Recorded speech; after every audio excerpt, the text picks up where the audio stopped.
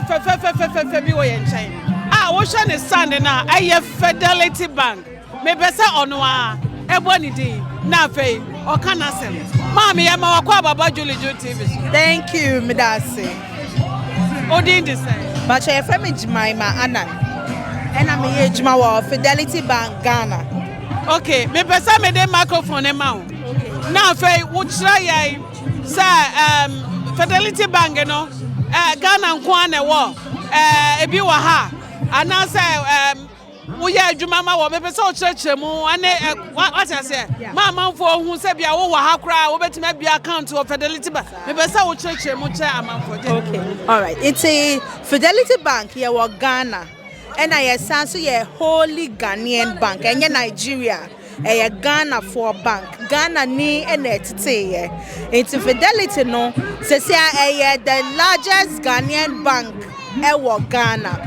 It's nyaye ne say yaba land na bonten ha say no ye pese obia oye Ghanaian na owo London ha no utumi bie account e Ghana online eno ane say uhia wo passports eno anu no Ghana card kra uni bi kra enya hwe wo passport no nko ano wo scan your code no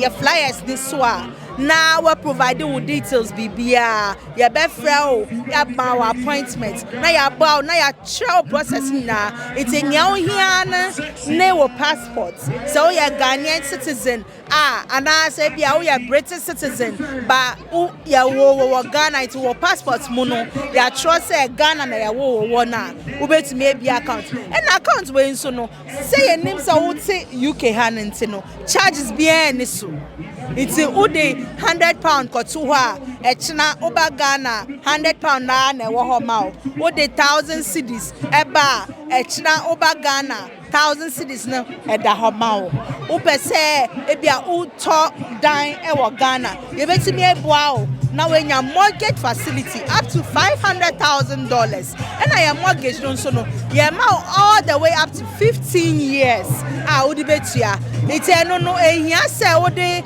wo sika be mane obi se o me to dan mi sida unu ebi na echina se na wo sika sem no na ye di usika ite Fidelity wo ha se ye be boa o na we bie account na wasan so enya wan kasa wo fie e wo Ghana ite na ya ba ha no ye ni branch wo ha but nya ehia ne se online no we betumi use your mobile app no e dia your transactions or transfers bibia your card and also the bait me your payment bibia and here so be Ghana and so be account it's that your hand. Thank you. Asema wo kan dia ehu hia papa wonim even me ankasa kura me gina hoyi me pese me bie account e Ghana because account me wo Ghana no me wo account wo Ghana wo business account but me fi Ghana che enti se say me pese me bie account me pese wo san si hobiam se me nko online na me nko bie account sa na pese o kire na ekwa be so na me fa me diska betum me transfer fi me account ma kotum ana me pese o kire Bacho ai it's uko online uko your website nso so a obetumi aye ena uko wo bank e wo ha na wo dia mom so be transfer aba Ghana into account my e wo Fidelity no wo bank betumi aye sa transfer na ma directly na about account no oh why dia ayapa o ye nuane ma mo wa broche ha say mo ni account e wo Ghana mo pese mo bia account because me na me dwen ho pa se o say me pesa me nko Ghana na me nko bie ma account a Ghana metimi pounds account metimi de pounds agum enti se Fidelity Bank say wo betimi abie account ni bi awo online na watimi a transfer sika agum dia that means ayapa oh ayapa papa dia hin na wo kasa wo be scan no it's away enti ubeskande ade we okay se me na mehu ana magibi se obi ihu na opese okobia oni we bi ebede watumi abie your website nipa do call your website so www.fidelitybank.com.gh www.fidelitybank.com.gh.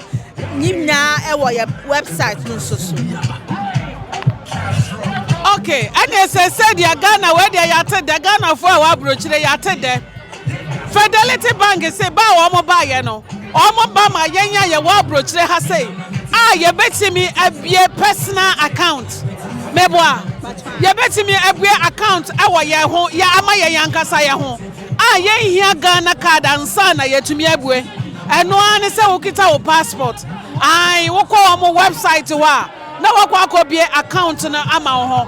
Wait there, me ankasa mekwa akobie account ni bi ade ama me ho because na aye me dadwene nti samo say wo betimi aye ni easily sa e online there.